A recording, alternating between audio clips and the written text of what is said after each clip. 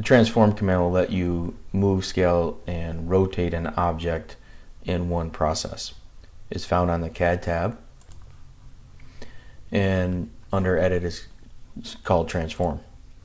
So what you would do is select the objects that you want to move. You're going to choose the from location you want to move it to from, and then to the location you want to move it to.